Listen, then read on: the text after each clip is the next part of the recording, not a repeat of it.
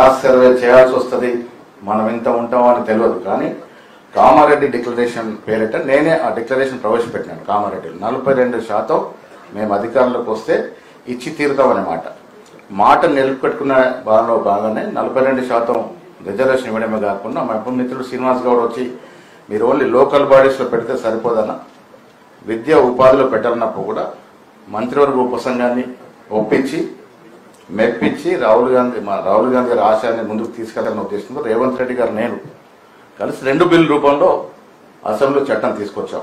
ఒకటి చట్టసభలో రిజర్వేషన్, ఒకటి విద్యా ఉపాధిలో కూడా. 2 బిల్లు కూడా అన్ని పార్టీల సహకారం, టీఆర్ఎస్ పార్టీ ఉంది, బీజేపీ పార్టీ ఉంది, అన్ని పార్టీల సహకారం 2 బిల్లు కూడా సహకారం చేసుకున్నాం. ఇదే కాకుండా కుల సర్వే కూడా రాహుల్ గాంధీ గారి ఆశయాన్ని తూచా తప్పకుండా ఈ రాష్ట్రంలో జరిపిన ఘనత అగ్రవర్ణాలకు చెందినట్టు రేవంత్ రెడ్డి గారికి దక్కుతుంది.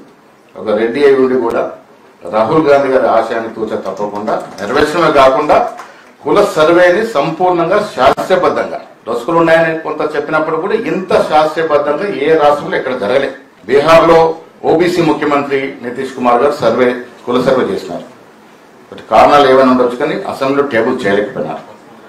కర్ణాటకలో ఓబీసీ ముఖ్యమంత్రి సిద్ధరామయ్య నేతృత్వంలో కుల సర్వే చేసినారు.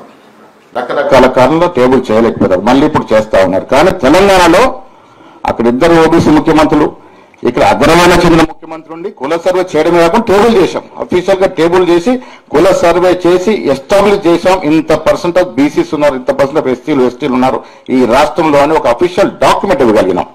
ఇది కాంగ్రెస్ పార్టీ చేసినటువంటి మొట్టమొదటి ఓబీసీలకు చేసినటువంటి ఒక కార్యక్రమం. కుల సర్వే చేసాం, కేంద్రానికి పంపించాం. 42% రిజర్వేషన్ కూడా కేంద్రానికి పంపించాం. కేంద్రంలో వెల్ఫేర్ మంత్రిని నేను, పొన్నం ప్రభాకర్ గారు, కొండా సురేఖ గారు ఒక బృందం కలిసినాం.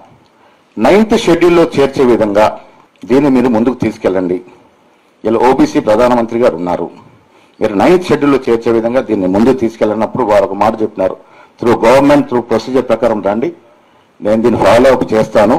ఆయన కూడా 7 సార్లు ఎంపీగా చేసినటువంటి ఈ కులాల పట్ల అవగాహన వ్యక్తి మంత్రిగా ఉన్నారు.